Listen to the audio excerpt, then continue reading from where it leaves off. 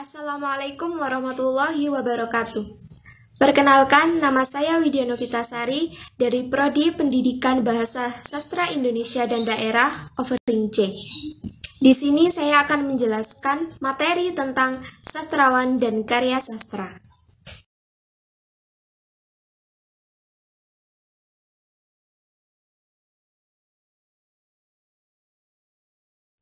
Hubungan sastrawan dengan karya sastra. Komunikasi sastrawan dengan karya sastra. Seorang sastrawan berkomunikasi dengan pembacanya dalam bentuk karya sastra. Komunikasi sastrawan dengan karya sastra bisa terdiri atas komunikasi antar sastrawan dengan karya sastranya sendiri dan komunikasi sastrawan dengan karya sastra orang lain. Yang akan kita bahas pertama adalah komunikasi antara sastrawan dengan karya sastranya sendiri.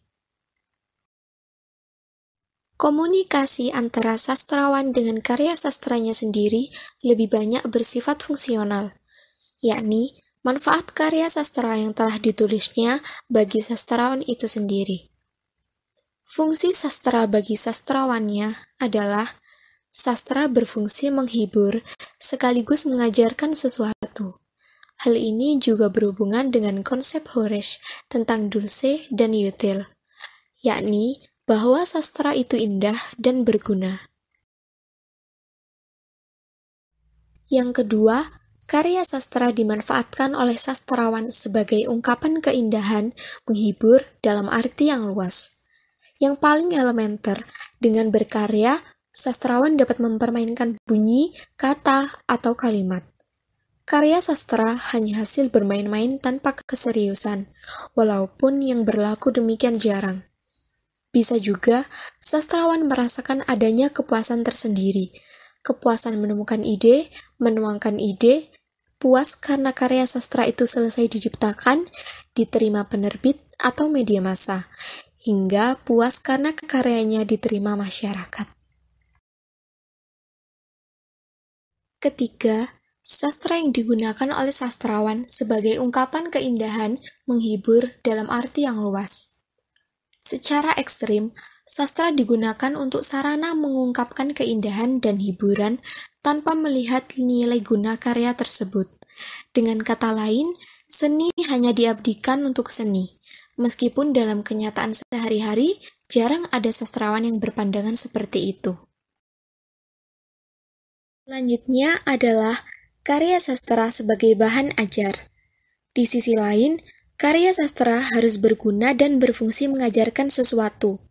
Yang pertama, untuk keperluan praktis, seperti halnya mencari uang, memperluas pergaulan, untuk dikenal orang, dan diakui keberadaannya sebagai sastrawan. Kedua, sastrawan bisa menggunakan karya sastranya sebagai alat untuk melakukan perenungan. Ia digunakan sebagai alat untuk memahami dan mencari hakikat hidup manusia. Ketiga, untuk menyampaikan ide-ide, gagasan, nilai-nilai yang diyakini oleh sastrawan. Keempat, sastrawan bisa menggunakan sastra untuk propaganda dalam arti yang sempit. Istilah propaganda dikaitkan dengan doktrin yang berbahaya, yang disebarkan oleh orang-orang yang tidak dapat dipercaya.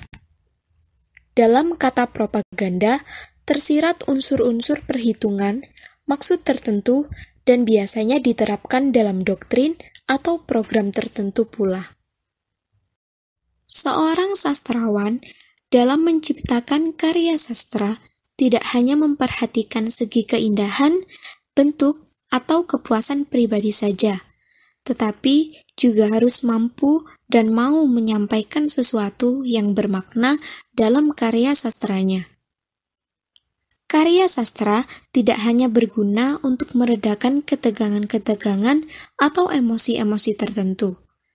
Karya sastra harus pula menyampaikan kebenaran-kebenaran, baik kebenaran yang berkaitan dengan kebenaran dalam diri karya sastra, maupun kebenaran pandangan sesuai dengan visi sastrawan. Hubungan sastrawan dengan karya sastra yang kedua adalah komunikasi antara sastrawan dengan karya sastra orang lain. Komunikasi sastrawan dengan karya sastra orang lain bisa merupakan hubungan pemanfaatan dan penolakan. Yang pertama, menciptakan karya kembali.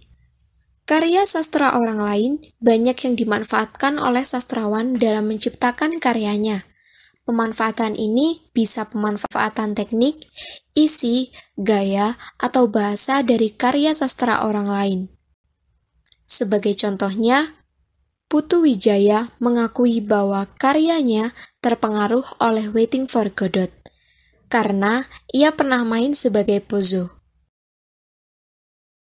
Yang kedua, penolakan dan ketidakpuasan terhadap karya orang lain. Penolakan ini bisa berwujud keinginan sastrawan untuk memperbarui logika yang ada pada karya sastra sebelumnya. Penolakan ini bersifat keseluruhan, bisa juga sebagian. Sebagai contohnya, pujangga baru muncul setelah Balai Pustaka. Pujangga baru muncul karena sastrawannya tidak puas dengan karya-karya sastra pada masa Balai Pustaka. Meskipun demikian, bahasa yang dipergunakan dalam karya-karya sastra masa Pujangga baru masih mirip dengan apa yang ada pada Balai Pustaka. Demikian penjelasan dari saya tentang hubungan sastrawan dengan karya sastra. Semoga bermanfaat. Mohon maaf bila ada salah, dan terima kasih saya ucapkan sudah menonton video ini. Wassalamualaikum warahmatullahi wabarakatuh.